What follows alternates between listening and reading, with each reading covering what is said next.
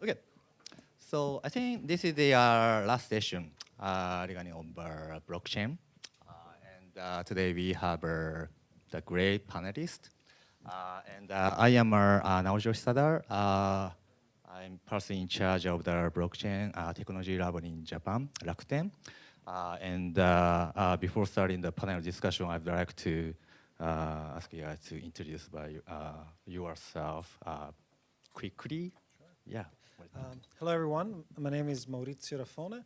I'm the CEO and founder of Finetic Limited, a fintech advisory company here in Tokyo. Hi, Gideon Greenspan, founder and CEO of Coin Sciences, the company behind the multi-chain blockchain platform. And hi, I'm Marty Bell. I'm an architect in the Rakuten blockchain lab. I work for Hisada. So this theme of the panel discussion is a practical use case of the blockchain technology. So, as you know, for example, the Bitcoin was started since 2009. The Genesis block was created in 2009, and for that, by that, so everyone realized this technology or this how say the cryptocurrency is very powerful for the financial industry. But at the same time, I think everybody noticed that the blockchain technology is also very powerful too for our services or your life and also your businesses. So, but having said that, in reality, so many people are still struggling to consider, so how the blockchain technology, so how we can use the blockchain technology for your business and services. So I think that during this session, I believe so you can bring some of the tips of clue how to use the blockchain technology for your business. So let's get started. Yeah. So I think so. As I mentioned, that we have the great panelists, and maybe each of you have the different experience or knowledge of the blockchain technology. So I'd like to ask you to briefly explain your experience of the blockchain technology. So, what is? Okay, so I'll start. Unlike these venerable gentlemen here, I'm not a technology guy. I come from the finance side. So for me, blockchain is an enabling tool, not necessarily something that it's good for its own sake. So the way, and I follow financial markets closely rather than all the other applications that blockchain can actually be extremely useful for, like medical data and so forth. What I think we are seeing today is the struggle between an expectation, a very institutional quality, high-level expectation for blockchain technology because from corporates, from individuals who want everything now to work, vis-a-vis a technology that's still being developed, is still being tested. And again, I'm not a coder or programmer, but I know it takes time to get the kinks out of the technology to address the trilemma that I was talking about in terms of scalability, which is an essential feature of blockchain deployment, rather than just use it as an interesting use case. So for me, in my experience, what I've seen good business, successful businesses adopt blockchain technology for is very narrow, very specific needs that they may have, where you have issues of duplication of data, where you have issues of timing, where you have problems dealing with different sources of information, all having to be on the same page. These are the easy wins that blockchain can address today, with particularly some of the private blockchain solutions that you have out there. But I think some of the frustration from generally people comes from the fact that they want to use Bitcoin to do everything. Well, no, it's not really meant to do everything. It's like running an MS-DOS computer today, right? It's very frustrating. It's very slow. So I think it's an expectation issue. And as I said, the best use cases right now are for very narrow, very well-defined problems. Thank you. So the perspective I bring to this is As the CEO of a company which develops a blockchain platform, we get to hear about many different proposed blockchain applications, blockchain projects, and we get to see these projects and see how they develop over time. And so my criterion for assessing a successful blockchain project is if it eventually makes its way into production, into live production, where it's actually solving a real problem. And you won't be surprised to hear that the minority of the blockchain projects that start out end up in that final kind of gate. What I've observed from looking at this process is that the projects that end up in production are those which have a strong driver for decentralization, for disintermediation, where there's a strong reason for the participants in that system to want to have something which is not centralized, which is not under the control of any central party. And the two types of reasons that we're seeing are commercial and regulatory. So on the commercial side, if the participants in a process do not want to hand centralized control over that process to a party because they feel that that would be a commercial threat to give up that much control and to have some other party which is, can censor their transactions or modify their transactions. That's one key driver that makes people actually take a blockchain project to production, is they have a commercial type of fear. The other type of fear is regulatory. There are many situations where governments, through their regulation, which has some historical reason behind it, do not allow certain processes to be centralized because they do not want to have that much control over some data or over the state of a database in any individual party's hands. And so whereas previously there was no solution to creating a unified system and a unified view of the truth where the regulator didn't allow centralization, now blockchains allow the participants in this process to have real-time reconciliation, real-time agreement over the state of something, and they still make the government regulation happy because they're not putting control in any of those kind of individuals' parties' hands. So today, that's where, just to summarize today, that's where I see blockchains actually get to production, is where you have a strong business reason, whether it's commercial or regulatory, to decentralize and disintermediate a data system. Hi, I guess my answer is probably going to be a bit similar to Gideon's in that, you know, I came to blockchain through Bitcoin. I worked for a Bitcoin startup for a few years, and you kind of start to realize the tech behind Bitcoin.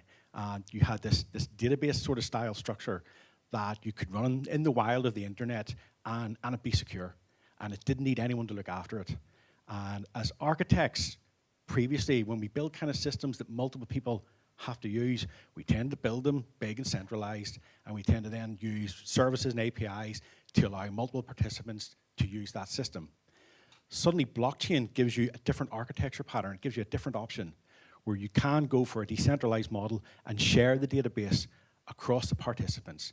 And that's particularly useful when you're not dealing with a customer-supplier type scenario where you're a service provider and you're giving that service to multiple entities who then generally pay for it, but you've got a set of business entities who actually, you know, cooperate or collaborate on something, and it's a better style of architecture when they're all equal and they just want to share and I guess be involved in either an ecosystem tile system or an ecosystem, or they're equal and there's no actual one service provider in that role. By the way, can we have a seat? Yeah.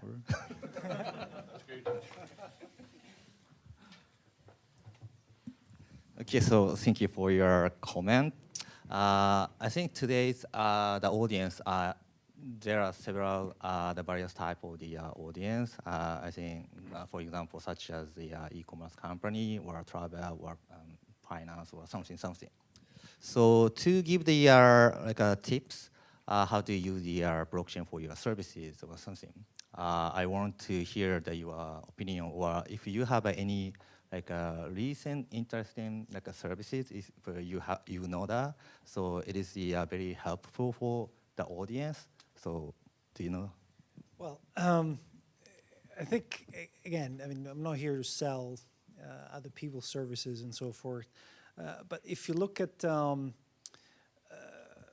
it depends also from what angle you're looking at. For example, if you are looking to make investments, one area that you see in financial markets that can give you a competitive edge is data, right? And how you use that data and how you can actually overlay it with your algorithms and your strategies and go and make a better return than the market. So, you know, I don't really want to name names, but there are companies out there that are actually using distributed ledger to create a marketplace for algorithms, for AI algorithms to predict financial investment performance. And the way they do it is very, very interesting. They do it through competitions. So it's sort of a survival of the fittest in terms of who can get to participate and gets, you know, cryptocurrency back as a prize for being able to create better predictive models for financial investments. And those models are transparent. They're on the blockchain. You can plug into the chain as an open chain, and you can choose to invest through those strategies. And over time, they'll get, the idea is they get better and better and better. And that, I think, is, you know, if you want to, you know, if you're interested in investing in financial markets, that's a very, I think, innovative solution that actually makes use of not just one layer of technology, which is blockchain, which by itself is interesting, but I think it's got limited applications, but it's actually using AI on blockchain and making that wealth of value and cognitive analysis available to everyone who's participating in that chain. So I'll talk about a non-financial use case of blockchain, which is running in production on our platform. If you take an infrastructure project, such as the building of a bridge or a dam, there are many documents that relate to this project, plans, evaluations, tests, and so on. And there are also many stakeholders in these projects, the engineers, the contractors, the local government, software suppliers, other parts suppliers, the national government. And so what an infrastructure project needs is some kind of document repository. That's what it needs, where all of these documents that relate to the project get stored, and they get timestamped, and we want this to be a very safe and secure thing. And the reason why we want it to be very safe and secure is if the bridge collapses, or the dam collapses, and, you know, millions of villagers have washed out of their villages, we need to know who to blame, and we need to know what happened. And we can only know what happened if we have a very secure record of what document said what, by who it was written by, and what time that document was kind of posted to each of the other participants in the network. So there's a challenge here because we want a very secure document archive. There are many stakeholders in this archive, but the incentive for any individual one of those stakeholders to change a document or to delete a document is extremely high. Because even though it might sound like a simple database operation, the consequences of that can be tens or hundreds of millions of dollars. So how do we do this? How do we manage a repository of that type? Well, the answer may be, in many cases, we take some secure government office and we run it through that secure government office. But in many countries, there is no such thing. There is no government office where we can say, we'll put the documents here, we can trust it, and there's no way that someone working in that office can't be bribed in order to change that document. So we have a challenge. So this is an example where our platform, as I said, is used in production to run a document archive relating to major infrastructure projects in South America, where the structure of the society is that there was no individual place that people felt they could really trust to have a repository of truth. So instead what they have is they have a network of around 7 or 8 nodes. Each of these nodes is run by individual stakeholders in the system. And now, if somebody wanted to go ahead and modify, corrupt, change a timestamp, they would have to essentially get the majority of the participants in that network to all agree to do this malicious thing. And that's going to be pretty hard to do because those parties all have different interests. So it's not a financial use case, but nonetheless, it uses the ability for a blockchain to secure information, to prevent its change, and to timestamp it in order to provide a secure kind of document archive for something non-financial. In another world, before I did Bitcoin, I used to do business process management for a bank. And what you kind of find those typically fall into is a set of discrete processes within an organization that are coordinated through a state machine and then coordinated through a system. And when those processes all live within the same organization, that's fairly straightforward to handle.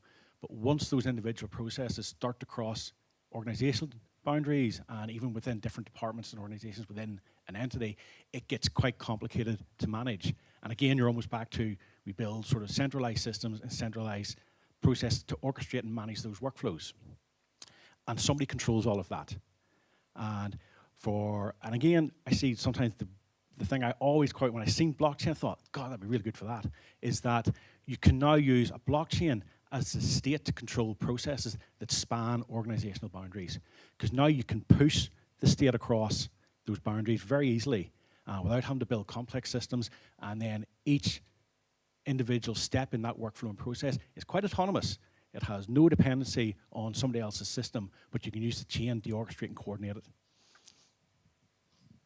So as Mario's comment, you mentioned that the one of the the interesting point is the like AI, by using AI for maybe like a fraud detection and so forth.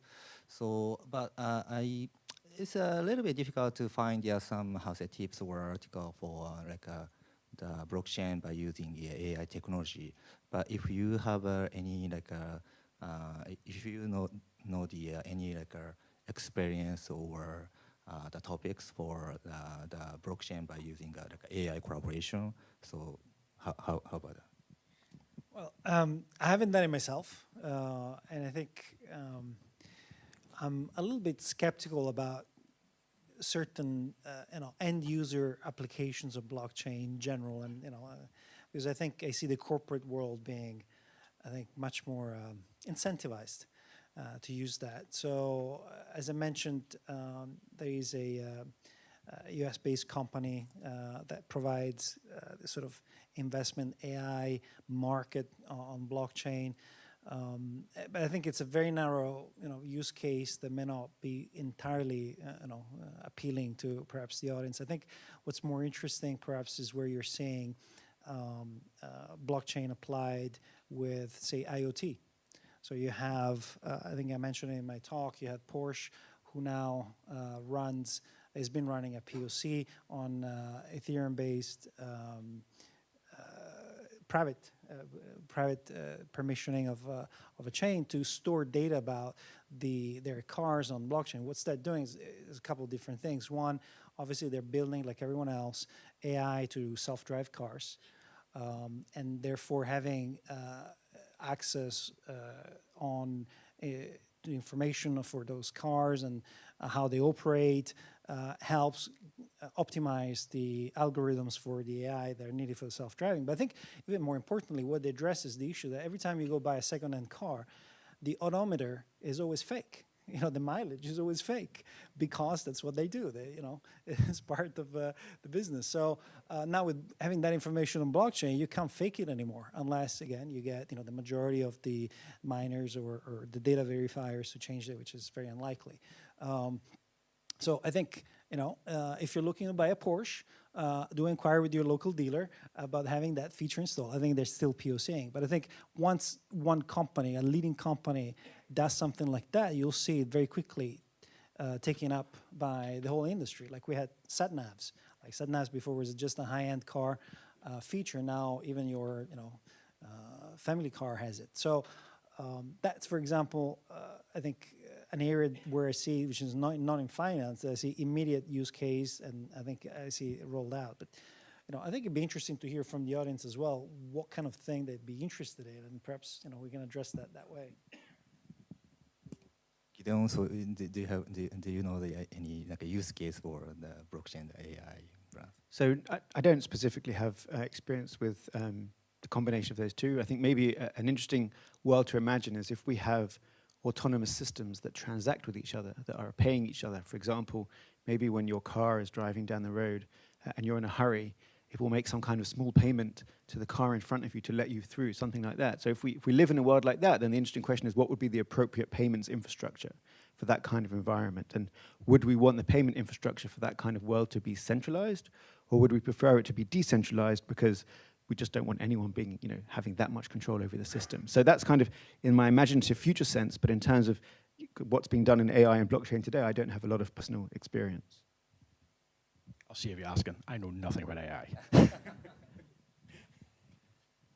Okay, so let me change the topic. So in case of Japan, so recently kind of a cryptocurrency exchange was hacked, and then the cryptocurrency was stolen. Many cryptocurrency was stolen. So that is the kind of a hot topic in Japan, but I think not only Japan, but also the other the country as well. I think so. There is some of the reason, the cause to attack the dark cryptocurrency exchange, maybe like a security vulnerability and so forth. But how do you think about how to protect the security incident or attack by cryptocurrency exchange or something. So, do you have any good? Actually, I have a lot to say, but I'll try and be polite. 'Cause, see, the hacks happen off-chain, and that means that some people who were supposed to do a job didn't do their job. And whether because a business is being run by 3 guys in a computer and they're hiring temp workers for their night shift, not that I'm saying they did, but that is a result of a bad business approach, a business model that isn't sustainable. So I think, in fact, what we're seeing the financial services agency here in Japan do, which is great, I think, is they're actually pushing hard, even the license exchanges, to upgrade their infrastructure, their cybersecurity, their compliance. There's also another big issue that I think everyone is aware about, is the real trading that happens in the exchanges. You know, the volumes and the bots, whether you're actually trading at fair market prices, all the things we take for granted when you buy shares or bonds, like that you're paying a fair price. In the crypto world, is not so clear. We expect it, but it's not so clear it's actually happening.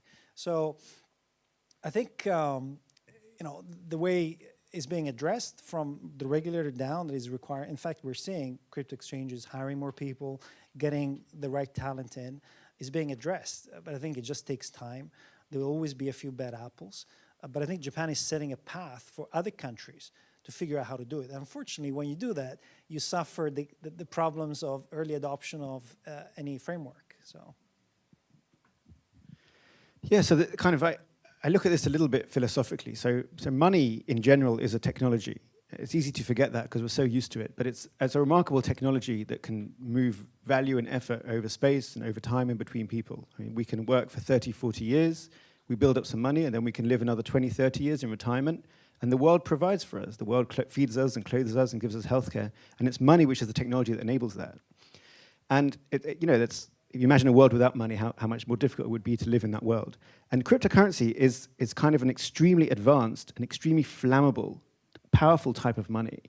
It's money that you can transfer across the world in seconds for any amount of value, and the time it takes and the cost of transferring that money is not related to the amount of money. It's money you can carry in your brain, just if you remember your private key, so you can cross a border with $1 billion in your brain and no one can ever see it. It's a very, very powerful type of money. And power can be used for good and for bad. And I think what's happened in a broader sense is that, I think to reflect what you said, is that we're so used to money working in a certain way and being trustworthy in a certain way and bad financial transactions being reversible. And we believe the numbers we see on a screen, and we're so used to living in a world where that was okay. And suddenly this new type of money's come along, which is far, far more powerful and more dangerous than the other types of money we're used to. And we're surprised when it keeps going wrong. And the reason it keeps going wrong is that we haven't yet developed the tools for dealing with this new type of money. I mean, it's like we're all handling nuclear fuel by driving it around in the back of our car. It's kind of the equivalent. So we need tools and systems in place. We need regulation. But I think we also need people to understand the type of thing that they're handling and to handle it with great care.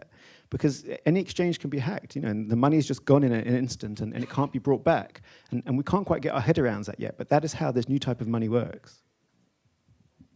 Yeah, I guess from an engineering perspective, I've seen, I guess, you got to think about cryptocurrency has exploded in popularity in a very short space of time, and small startups with not a lot of experience suddenly found themselves sitting on an awful lot of other people's money. And due to bad practices, engineering practices, bad security practices, they just didn't realize the threats they were under. They hadn't been through, like, if you go through any kind of corporate or enterprise, security is paramount. And some of these guys just weren't prepared for what they were dealing with. And on top of that, also the human factor. So like, if you ever look at the Shapeshift hack, they published it in detail, what happened to them, and fair play to them for doing it. And that was it was basically a feeling in a human trustworthy. They got a contractor in, they trusted him, he laid in some malware, and he cleaned them out. And so it wasn't sort of a technical issue, it was just too trusting of some of the people they employed. And it forces that industry to grow up very quickly. So it does. And regulation helps with that. But we spend a lot of time, and what we do is we keep saying it. It's all about your keys when it comes to cryptocurrency. It's your keys, it's your money. If it's not your keys, it ain't your money. Somebody else has it. So protecting those keys is absolutely paramount when you deal with cryptocurrency. Can I just add one thing? I think what we're seeing also is the fact that so far cryptocurrencies have been a retail market. People like us, buying some Bitcoin, what have you. Now we're starting to see some of the institutional companies coming to play, and that's raising the bar in terms of the services that are being provided. And you have large exchanges like Coinbase now giving custodial services for institutional investors that tick the boxes from not only a regulatory perspective, but actually a safety perspective and the way things are supposed to be done. So I think we're going in that direction. It just takes time. But the market wants everything now, and it's just not feasible. So you are based in Hong Kong and Tokyo, Japan, and now even FSA is discussing a lot of things, how to protect cryptocurrency or something. But out of their regulation, so what is a difference between a Japan situation and a Hong Kong situation, if you have any? Yeah, I mean, essentially, Hong Kong isn't regulated, Japan is. I think most countries are not regulated because you can't just regulate cryptocurrencies unless you have a legal framework that defines what a cryptocurrency is. Japan went through that process, so it's been sitting for a year and a half on the legal framework required to enact better and better regulation. A lot of countries haven't done that. Some of the smaller ones have, which are interesting use cases, but they're small countries, and therefore I think what we're seeing is a lot of foreign countries being interested in what Japan is doing. And they can do it much faster because they already can learn from a process. Look at Thailand, where in the matter of a few months, they've put together an extremely comprehensive regulation, both on who can trade cryptocurrency, who can store cryptocurrency, how to perform ICOs, and actually filling some of the gaps that the regulator in Japan still has. For instance, they still haven't really regulated ICOs, and that's creating some issues. So I think, I hope Japan doesn't get stuck into their usual 1.5 technology issue, which we've seen in mobile phones. We've seen in so many other things where Japan is sort of ahead of everyone, but it's good enough. They don't really keep developing, and then someone else comes in and sort of does something much more advanced. So we'll see. But so far, I think Japan is doing exactly the right things compared to a lot of other places. Thank you. So currently, originally cryptocurrency exchange services is most like a startup has started, and maybe there are many good engineers, but for the security or the other securities related operation, so it might be lacking at this moment. But how do you think, what kind of engineer or person we need it for the kind of cryptocurrency exchange services, if you have it? So, someone very careful. I say that as a joke, but I'm serious. There's many different types of programmers out there. There are programmers that are extremely fast, make some mistakes, and then they fix their mistakes later, and it's all okay. That doesn't really work when you're handling large amounts of money. So you need someone that takes a very, very cautious, thorough approach to something. Apart from that, I would say that in terms of recruiting for our own company, there are very, very few blockchain experts out there in terms of blockchain expert developers, because it's a new field, and large numbers of them at the moment have been sucked up into ICOs, which I won't talk about in great detail, but they're certainly very lucrative if you're on the right side of one, not if you're on the wrong side of one. So when we hire, we don't look for people with blockchain experience. We hire for people with experience in the types of technologies that our product is based on, people that can learn quickly, and people that have a tendency to be very thorough in what they do. So I think hopefully the situation isn't so bad that you need to find blockchain-specific engineers, because you won't find very many of them out there in the market today. Marty, so you... I guess specifically on the security aspect, I mean, we can engineer so much around implementing security, whether it's hot and cold storage, but you pretty much need, engineers tend to not be focused on security element. They're very good at building things, they're very good at solutioning. You kind of need people with a security focus to really work out where your threat's coming from and where your weaknesses are. And it's usually, some of it will be engineering, most of it is perimeter. Is having are your environment secure and your processes? Is there segregation of duties on the human element? Who can access the currency, who can access the keys? And that takes somebody with a fairly particular mindset to really rationalize and sort of reason about where your threat vectors are. But it's not an engineering solution. It's part of it, but a lot of it is human-based as well. Okay, so we had a lot of the protect things type of the topics about cryptocurrency, but as Gideon mentioned that one of the potential to use the blockchain is a kind of money transfer or remittance. So recently, the repo is the kind of they have a big community, including several banks, and also we have like a Stellar type of the services. So the money remittance or transfer is maybe hot topic for the about using a blockchain. But do you have any like good the example use case for the more like a startup company, for example? Because like to gather the bank like a collaboration or is a little bit difficult for us for the especially startup. But if you have any like. I mean, we can talk about specific companies. Yeah, okay. Sure. Well, there's a very interesting company that's based in Israel. They're developing what they call the currency of the internet, COTI.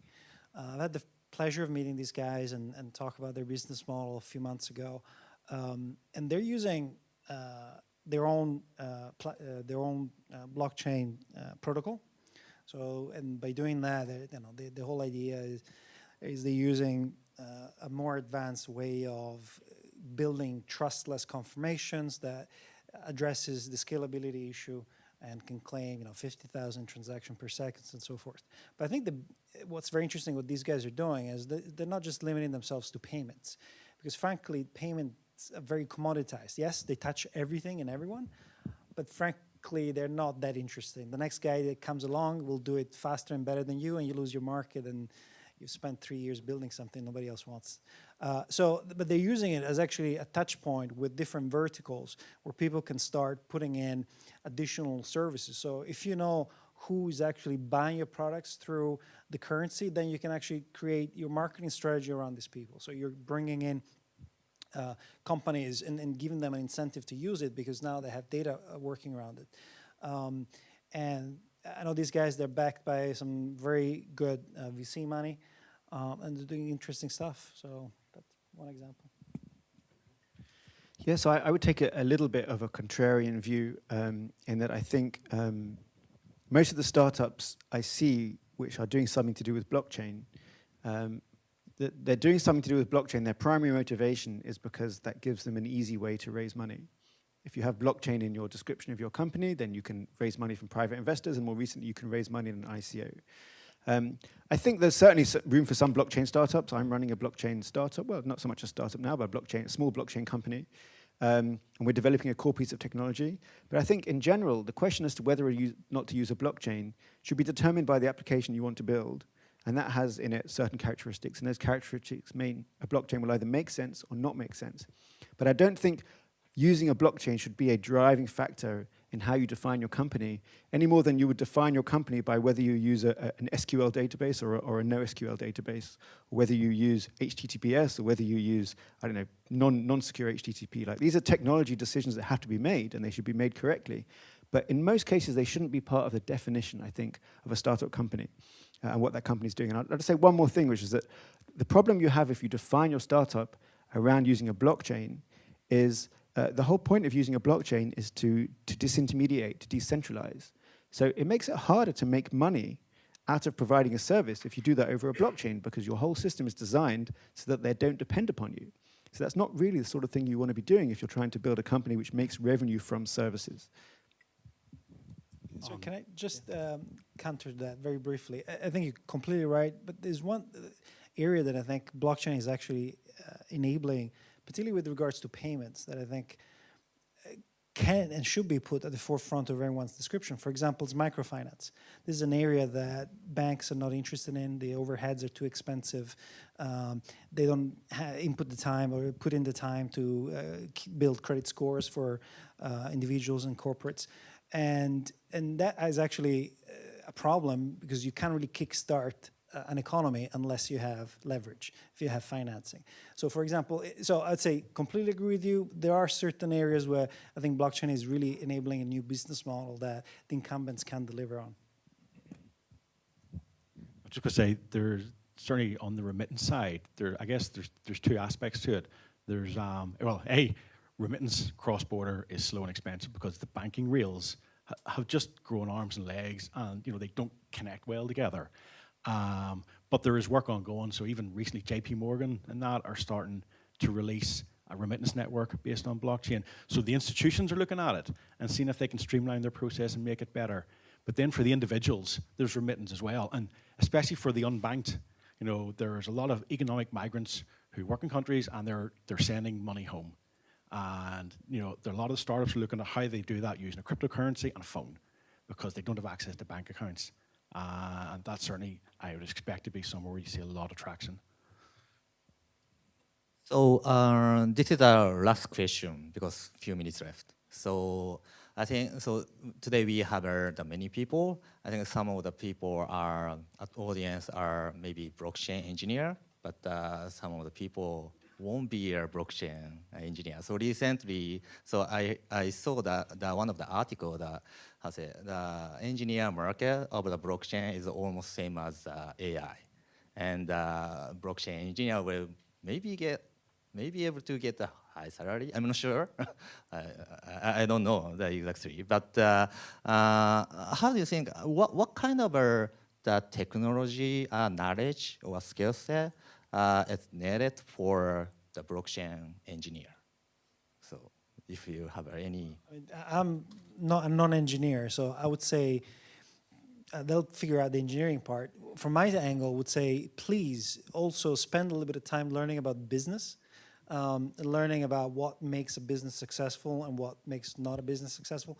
Try to learn about psychology, and particularly when you're dealing with decentralized systems where you really need to understand how to build incentives for everyone to participate and to do it so legitimately.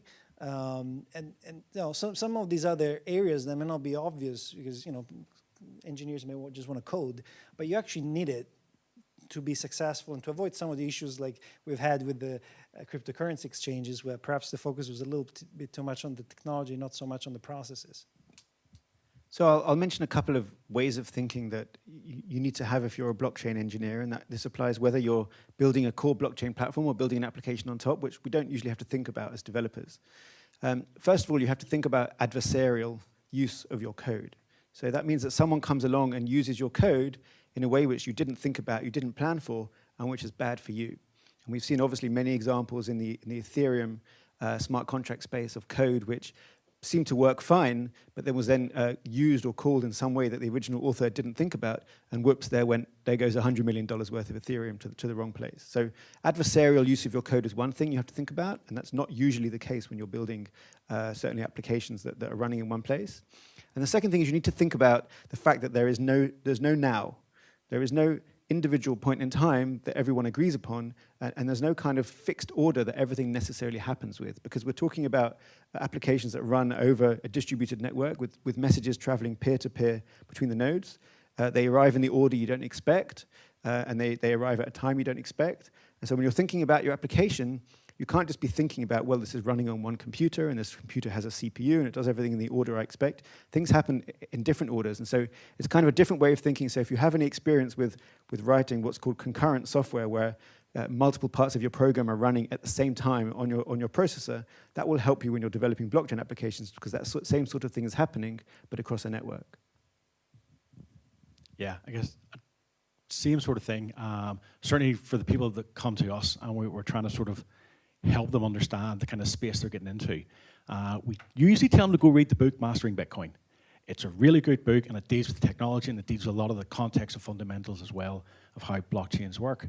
And they deal mostly with the UTXO style blockchains. We do, people do need to understand the smart contract side of things, so the Ethereum and the EPOS of the world and Solidity.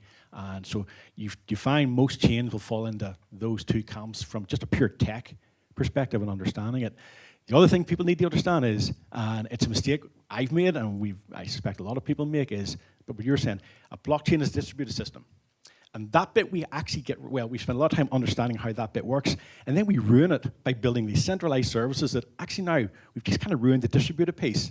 And so you've almost got to unlearn how you used to build systems and design them differently. Because you've got to design them that they're multi-instance, or they're separate applications altogether, but you've got to rely on the fact that you're not in control anymore. And usually the control's built into the application stack, but that's not the case anymore with a blockchain. Okay, so time is over, so time is so fast. So finally, so please give you a big applause to the panelists, and thank you for your time today.